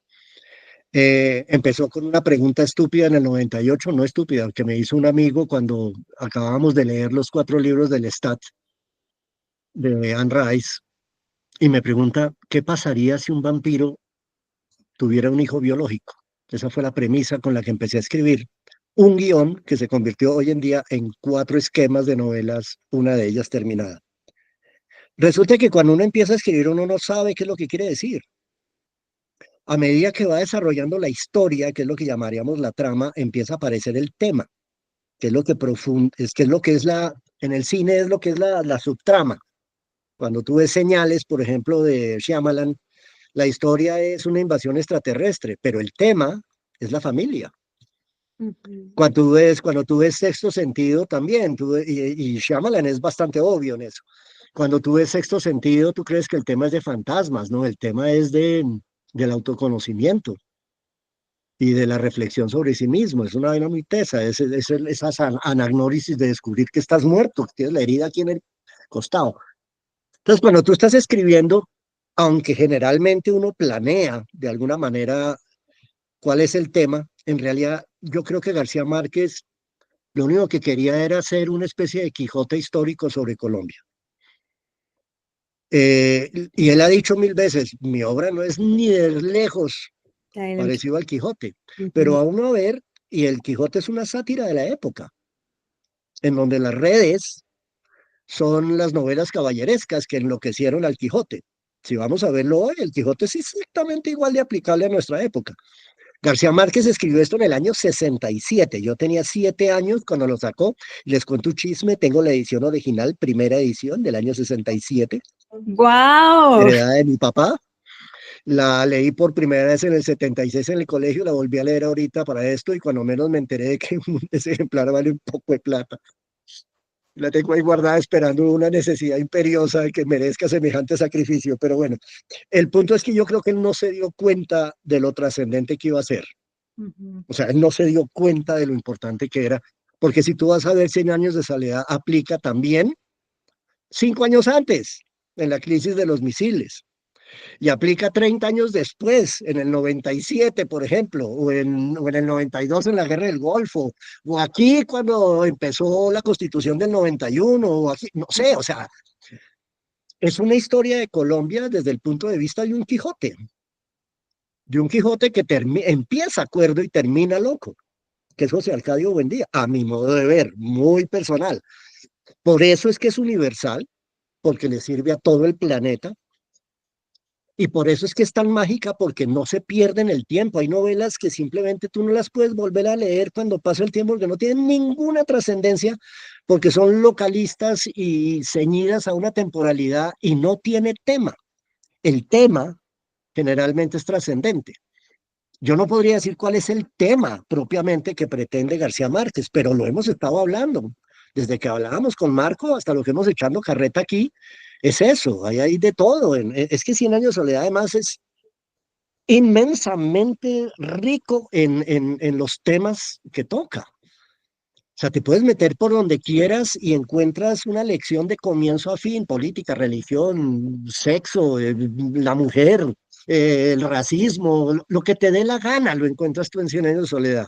Y tiene hilos conductores del tema que son absolutamente perfectos. Entonces yo creo que él lo que quería era una historia satírica de Colombia desde los ojos de un loco, de un Quijote, creo yo.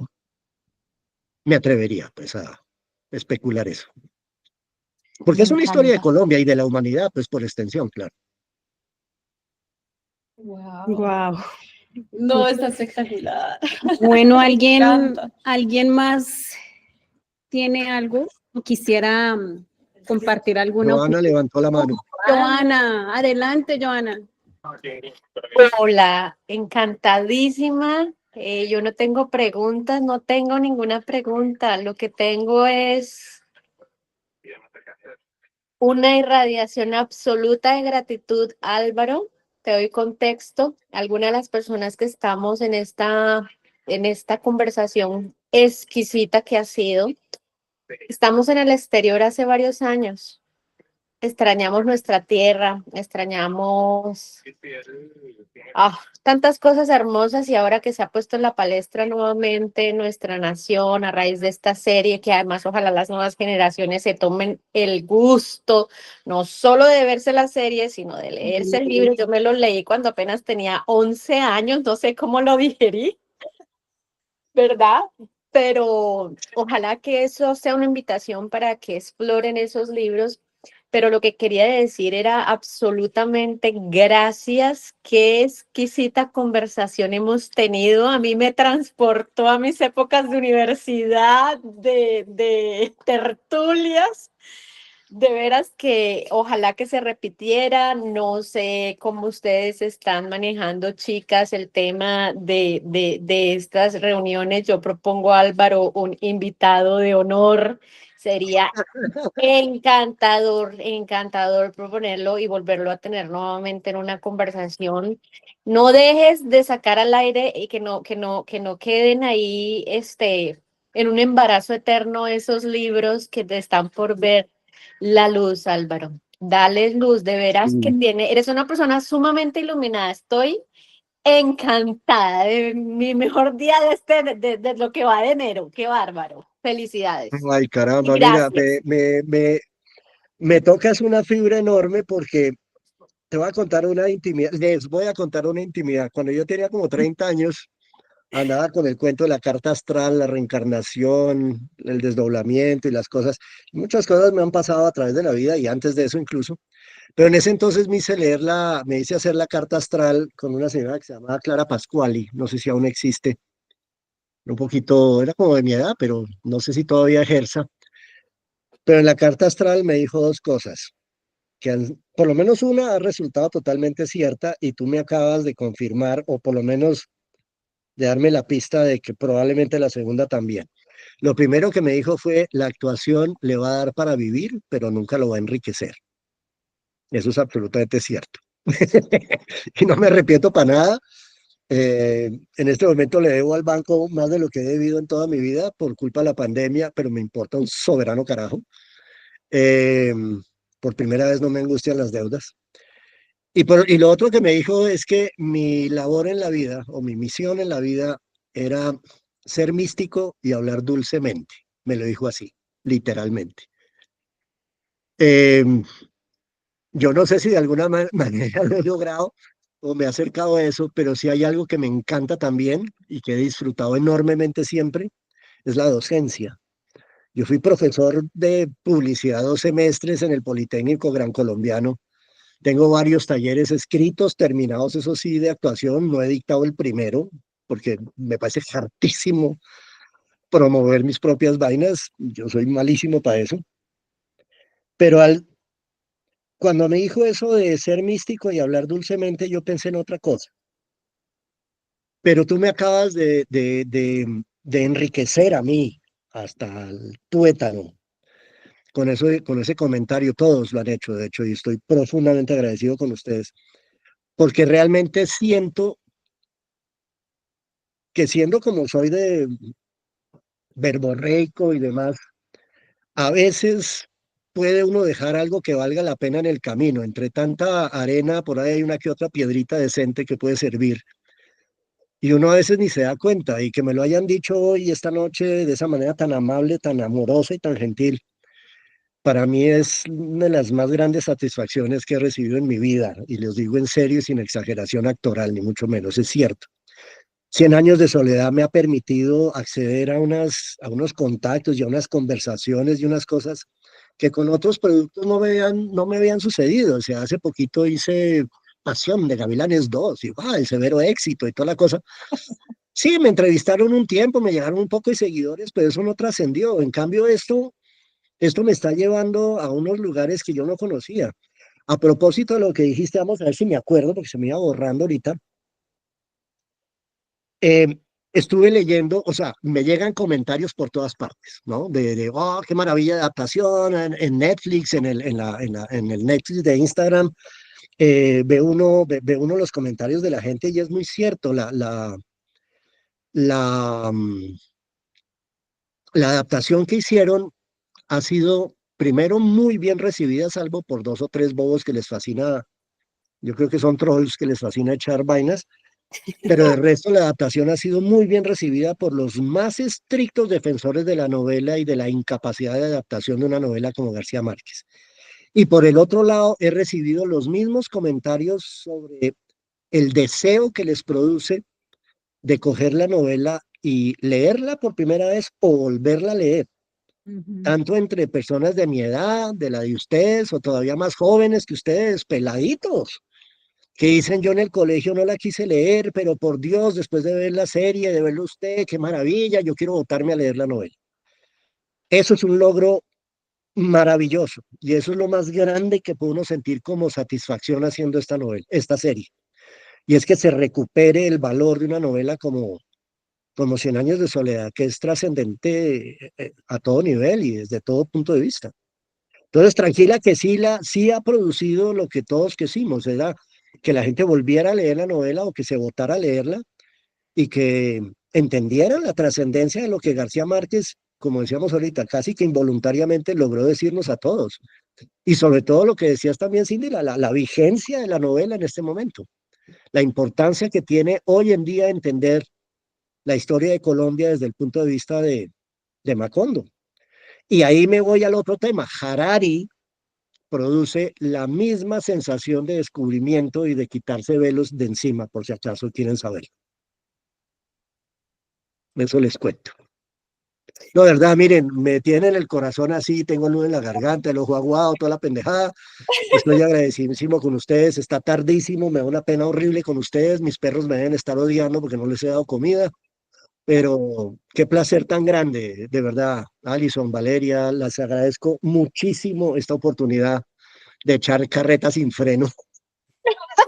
He gozado enormemente y me alegra mucho que lo que he echado de carreta les haya servido y que todos estos años de estar pensando aquí metido y el resto de mi vida sirva para algo es el mayor logro que puedo alcanzar en esta vida. Muchas gracias. Bueno, muchísimas gracias a ti, Álvaro, por estar en este espacio de mucho aprendizaje. De verdad que, o sea, yo cuando veía tus mensajes en el chat, yo decía, hay que ser tan bonito, pero ahora tenerte acá, uf, de verdad que ha sido para mí un gran logro y esperamos, como dicen por aquí en el chat, tenerte en presencia. Cuando quieran, Bienvenido. donde quieran. Encantado. ¿En qué estados están? Aparte de Utah. Súper bien, exacto, bienvenido a Salt Lake City, a Utah, bueno. No tengo visa desde el año 2010, tal vez, que íbamos a un festival de teatro con Mosca de Petra y le negaron la visa a la mitad del grupo. A mí me la otorgaron de una vez, pero nunca volví a pedirla. La última vez que pisé los Estados Unidos fue Miami en 1979, porque era auxiliar de vuelo. Tengo un gran amigo, el co-creador de mis novelas está en Carolina del Norte. Tengo amigos en Los Ángeles. Ahora tengo una amiga en Utah. Me siento muy honrado de eso. Varias Y amigas me en encantaría Utah. ir, pero es que ay, me da una pereza Varias amigas, el trámite y toda esa pendejada de la visa.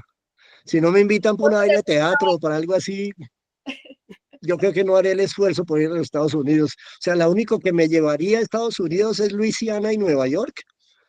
Nueva York por obvias razones y Luisiana porque ahí se desarrolla la historia del Stat el vampiro No has conocido y Utah. porque es una ciudad mágica además, Cuando pero vengas a Utah te vas a enamorar. Mira que todos los que estamos aquí sin en duda. este estado dijimos, no, venimos de paso a conocer y mira ya dónde vamos. Pues los felicito, ¿no? Yo sé, hay sitios enormemente hermosos allá que yo conozco los Estados Unidos más que Colombia, pero a través del cine. O sea, tú me preguntas dónde queda Boston y yo sé el mapa de Estados Unidos casi que mejor que el colombiano sin haber estado nunca allá. Es curioso lo que hace la culturización, la invasión cultural a través del cine y de eso es impresionante. Y hay cosas muy bellas. ¿Te pasa Estoy algo sufriendo mucho ahorita por los incendios en California, toda esa vaina es tenaz. Y les cuento una tragedia que va a pasar mientras California se incendia, en breve se va a empezar a inundar Nueva York, y ya empezaron a hacer los diques y toda esa cosa. Es curioso, como diría James Taylor, Fire and Rain, no, Fire and Ice, que dicen una canción, ¿no? Por un lado el fuego y por el otro lado el agua. En fin, bueno, ese es otro tema, ya me estoy metiendo en pendejadas. Pero de verdad, gracias, muy agradecido. Bueno, y así finalizamos nuestro conversatorio.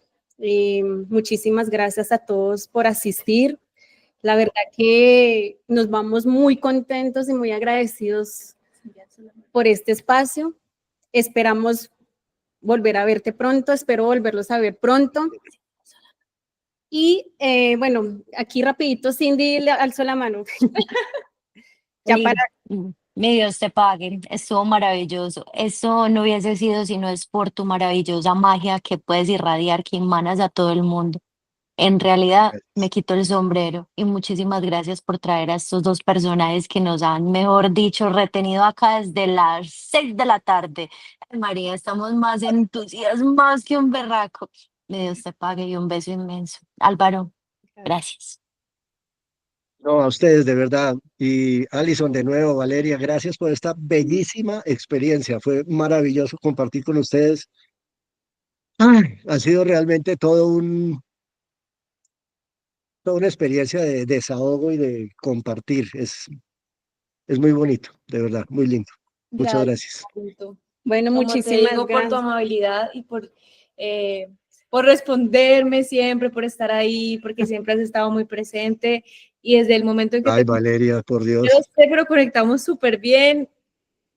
Son cosas de la vida que uno no sabe en qué momento va a tener como esa reconexión, como que va a tener algo en común. Y esto es el inicio de muchas cosas y de verdad que aquí tienes amigas, muchas amigas Muchas. y amigos para Ay, cuando gracias. quieran venir. No, y Y les digo honestamente, esto no es, y ahora sí estoy mirando la cámara, que es, esto no es una cosa diplomática ni una fórmula, de verdad, para lo que se les ofrezca, lo que les dé la gana, hasta para saber dónde queda una droguería en Sesquilé, lo que quieran, estoy a sus órdenes. De verdad, esto ha sido una experiencia maravillosa y creo que están haciendo una cosa bellísima con este plan esto es maravilloso. Esta idea de ustedes resultó ser extraordinaria. Me parece que tienen un futuro enorme y el material que están recogiendo, y no lo digo por mí, sino lo que van a lograr recoger con esto, sobre todo por el enfoque que le están dando, es que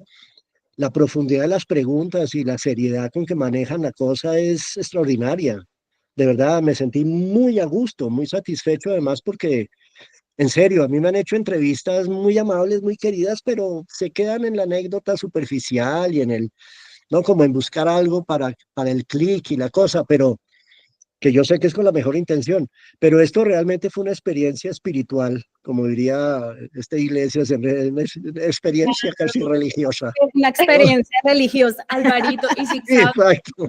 y si sabes de más seres, de, bueno, no sé, de tu vida diaria, de otros proyectos o incluso este que les gustaría tener este espacio, son súper bienvenidos. Obviamente, pues ya digamos que mi límite, yo te conozco a ti, te conozco a Marco, pero si sabes de alguien que le encantaría ser parte de este espacio y deleitarse como tú, aquí estamos muy emocionados de recibirlos. ¿Sabes Bienvenido. a quién? No, yo creo que aceptaría. Uno que sería también, o sea, digo también por lo que ustedes lo han dicho, Fabio Rubiano. Ese Wow. tipo es un sabio. Es de mi edad, es el creador de Petra, es qué persona tan extraordinaria, tan inteligente, tan culta y tan claro que es en sus principios y en sus intenciones con el teatro que hace. Es el mejor dramaturgo vivo de Colombia. O sea, lo es y lo seguirá siendo. Y Marcela Valencia, pues que es una adoración absoluta. Pero Fabio Rubiano sería un excelente interlocutor para ustedes, sin la menor duda. Lo que tú Se lo sientas recomiendo sobremanera. que quieran, bueno, hay Y como es muy accesible, créeme. Y no solamente es accesible, sino que va a entender muy claramente para dónde van y le va a encantar. Yo creo que le va a encantar tanto como a mí, porque realmente es una experiencia, es un reto, entre otras, enfrentarse a esta entrevista, porque las preguntas no son sencillas y no son simples, pero sobre todo te permiten aprender mucho mientras estás echando la carreta, es decir, porque los, lo que te obliga a pensar para contestar son caminos poco recorridos a veces, entonces me pareció absolutamente genial. Pablo Rubiano, sin duda, ay, muchas sin duda gracias. alguna. Y sí, bueno, no tengo el contacto del pero sí. Pero Hasta ahí ahí no llegó. Escríbeme y yo te contacto, no hay afán. Ay, gracias, Alvarito. Muchas gracias ahí. Muchas para- gracias, Álvaro, de verdad. Eres una persona espectacular. Me Uy, quedo no, gracias, sin gracias. palabras. Álvaro, ¿cómo De está verdad en que no. Instagram para seguirlo en Sí, redes? Álvaro García T en Instagram con les guiones paso el link. abajo. Álvaro García Trujillo, me encuentran en Facebook y en Instagram, no estoy más, en TikTok nunca publico nada, me parece hartísimo. No me gusta hacer videos. A veces hago alguna cosa, pero Facebook e Instagram como Álvaro García, eso no tiene misterio. Ya los Y voy a ahí me enviar. ven porque tengo fotos y de todo eso, no es difícil encontrarme. Ya, Álvaro García Trujillo, es más fácil si lo buscan por ahí. A sus enteras órdenes. Mientras tenga cupo, recibo el que sea, como dicen. Sí. Bueno, Muchas y gracias. así Oiga, hemos. los dejo, de verdad. Muchas gracias. Feliz noche a todos. Adorable grupo, además. Nos vemos hasta la próxima. Chao, Por Álvaro. supuesto. Gracias, feliz Chao. noche. Chao. Lo mismo. Bye, bye. Chao a todos. Gracias. Chao.